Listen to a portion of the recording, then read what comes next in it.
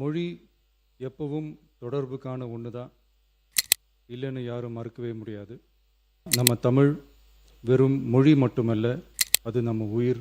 நம்ம தாயே நமக்கு மிகப்பெரிய புனிதம்னா, நம்ம எல்லாருக்குமான தமிழ் தாய் பற்றி சொல்லவா வேணும்? தாயை போற்றுகிற, வாழ்த்துகிற தமிழ்நாட்டு மண், தமிழ்தாய் வாழ்த்து எப்படி விட்டுரும்? ஒரு வெற்றி பொட்டு தான் நம்ம தமிழ்நாடு. மாண்புமிகு பேரவைத் தலைவர் அவர்களே, மொழி எப்பவும் தொடர்புக்கான ஒன்று தான், இல்லைன்னு யாரும் மறுக்கவே முடியாது. உலகத்தில் இருக்க எல்லா மொழிக்கும் இது பொருந்தும், அதையும் யாரும் மறுக்க முடியாது. ஆனால் நம்ம தமிழ் வெறும் மொழி மட்டுமல்ல, பேசினா வர்ற ஓசை மட்டுமல்ல, திரும்பவும் சொல்கிறேன், தமிழ் ஒரு மொழி மட்டுமில்லை, அது நம்ம உயிர், அது நம்ம உணர்வு.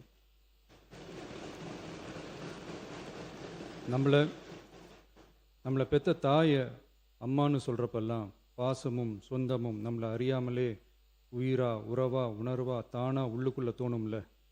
அதே மாதிரி ஏன் இன்னும் ஒரு படி மேலே போயே சொல்லலாம், தமிழ்னு சொன்னாலே எப்படி இருக்கும், என்ன ஆகும்னு சொல்லவா வேணும்?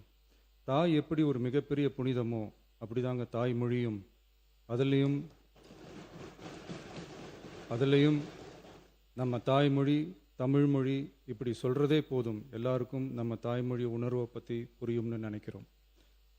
நம்ம தாயே நமக்கு மிகப்பெரிய புனிதம்னா, நம்ம எல்லாருக்குமான தமிழ் தாய் பற்றி சொல்லவா வேணும்?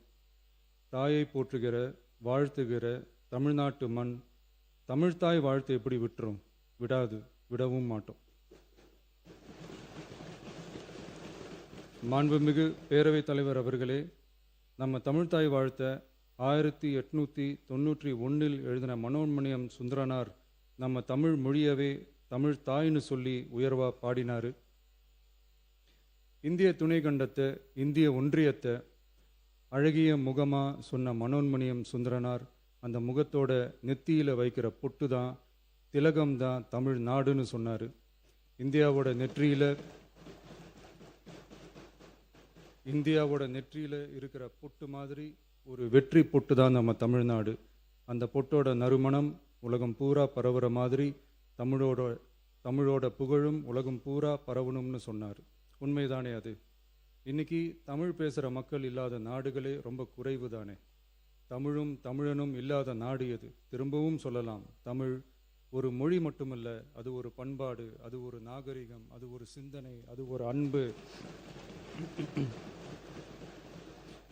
தமிழ்னா விருந்தோம்பல், சுருக்கமாக சொன்னால் தமிழ்னா கெத்து, தமிழ்னா பவர். அந்த தமிழோட புகழ சொல்கிற தமிழ்தாய் வாழ்த்தில் அனைத்து உலகமும் இன்பமுறன்னு சொல்லி உலகத்தையே நம்ம தமிழை உயர்த்தி பிடிக்குதே தவிர, எந்த மொழியையும், எந்த மதத்தையும், எந்த இனத்தையும், எந்த ஒரு தனி மனுஷனை கூட தாழ்த்தி பேசலை, யாரையும் கொஞ்சம் கூட காயப்படுத்தலை. மாண்புமிகு பேரவைத் தலைவர் அவர்களே, நம்ம ஒவ்வொருத்தருக்கும் தனித்தனியாக ஒரு பேர் இருக்கும். ஒரு கூட்டத்தில் நம்ம பேரை சொல்லி யாரும் கூப்பிட்டா நாம் ஒருத்தர் மட்டும்தான் திரும்பி பார்ப்போம். ஆனால் தமிழ்னு சொன்னால் ஒட்டு மொத்தமாக நாம் எல்லாருமே திரும்பி பார்ப்போம்ல. அப்படி நம்ம எல்லாருக்கும் இருக்கிற பொது பேரு தானே அது. நமக்கு தமிழ்னு அடையாளத்தை கொடுத்ததே தமிழ் தானே. ஒரு பேரே, ஒரு சொல்லே, ஒரு மிகப்பெரிய வரலாறுனா அது நம்ம தமிழ் தான். அந்த தமிழை உயர்த்தி பிடிக்கிற தமிழை பின்னாடி தள்ளினா தமிழ்நாடு எப்படி பொறுத்திருக்கும்? ஒரு கட்சிக்கு பிரச்சனைனா சம்பந்தப்பட்ட அந்த கட்சி மட்டும்தான் போராடும். ஆனால் தமிழ்னு சொன்னால் ஒட்டுமொத்த தமிழ்நாடும் ஒன்றா வந்து நிற்கும். அதனால தான் சொல்கிறோம், தமிழ்னா உயிர், தமிழ்னா உணர்வு. உலகத்தில் தோன்றிய பல மொழிகள் காலப்போக்கில் மறைஞ்சு போய் இருக்குன்னு சொல்லுவாங்க. ஆனால் நம்ம தமிழ் காலகாலமாக நிலைச்சி நீடிச்சு நிற்கிற ஒன்று. தமிழில் என்ன இல்லைங்க? இலக்கணம், இலக்கியம்னு பல ஆயிரம் வருஷமாக இருக்கிறது நம்ம தாய்மொழிக்குத்தானே. தொல்காப்பியம், சங்க இலக்கியம், உலகம் முழுக்க தெரிஞ்ச திருக்குறள் ஒன்று போதாதா தமிழோட பெருமையை சொல்கிறதுக்கு? இவ்வளவு பெருமை கொண்ட தமிழ் மொழியோட ஒரு அடையாளம் தான் நம்ம தமிழ்தாய் வாழ்த்து. ஒட்டுமொத்த இந்தியாவோட பன்முகத்தன்மையை உயர்த்தி பேசுகிற தமிழ்தாய் வாழ்த்து நம்ம ஊரில், நம்ம தமிழ்நாட்டில் முதல் இடத்துல தான் இருக்கணும். நம்ம இந்திய அரசியல் சாசனமே ஒவ்வொரு மாநிலத்தோட மொழிக்கும் பண்பாட்டுக்கும் பாரம்பரியத்துக்கும் பாதுகாப்பு உரிமையை கொடுத்துருக்கு தானே. அந்த உரிமையின் அடிப்படையில் தமிழ்த்தாய் வாழ்த்துக்கு முதலிடம் கொடுத்து தானே ஆகணும். அதானே மாநில உரிமை. அப்படிப்பட்ட தமிழ்த்தாய் வாழ்த்து தான் 1970 நவம்பர் 23 முதல் அரசு விழாக்களில் முதல்ல பாடணும்னு சொல்லி ஒரு அரசாணையை போட்டு அந்த செயல்பாட்டுக்கு வந்துச்சு. அதுக்கப்புறம் 2021 டிசம்பர் 17 முதல் மாநில பாடலா அங்கீகாரம் வழங்கப்பட்டுச்சு. அனைத்து கல்வி நிறுவனங்கள், பல்கலைக்கழகங்கள், அரசு அலுவலகங்கள், பொதுத்துறை நிறுவனங்கள் உள்ளிட்ட பொது அமைப்புகளோட நிகழ்ச்சிகளில் தமிழ்த்தாய் வாழ்த்து கட்டாயம் பாடப்படணும்னு அரசாணையும் இருக்கு. 2026 ஜனவரி மாதம் 28 ஒன்றிய அரசோட கடிதத்தில் அரசு விழாக்களில் பின்பற்ற வேண்டிய சில நடைமுறைகள் வெளியிடப்பட்டது. அந்த ஆணையில் மாநில பாடல் பற்றி எந்த வழிமுறையும் இல்லாமல் இருந்துச்சு. நம் அரசு பொறுப்பேற்றதும் கடந்த மே மாதம் 27 மாண்புமிகு பிரதமர் அவர்களுக்கு மாநில பாடல்களுக்கு உரிய அங்கீகாரம் வேண்டும்னும், ஒன்றிய அரசு வெளியிட்ட ஆணைக்கு திருத்தம் வெளியிடணும்னும், மாநில விழாக்களில் தமிழ்த்தாய் வாழ்த்த முதல்ல பாடுறதுக்கான உரிய வழிமுறைகளை வகுக்க வேண்டும்னு சொல்லி கடிதம் எழுதியிருந்தோம். அதைத் தொடர்ந்து போன ஜூலை மாதம் 9 கடிதத்தில் மாநில பாடல் பாடப்படுவது பற்றி இருந்துச்சு. ஆனால் நம்ம தமிழ்நாட்டில் 1970களில் இருந்து தமிழ்த்தாய் வாழ்த்து எல்லா அரசு நிகழ்ச்சிகள்லையும் கல்வி நிறுவனங்கள்லையும் தமிழ்த்தாய் வாழ்த்து முதல்ல பாடுறது ஒரு மரபாகவே இருக்குது. அதுக்கான அரசாணையும் இருக்குது.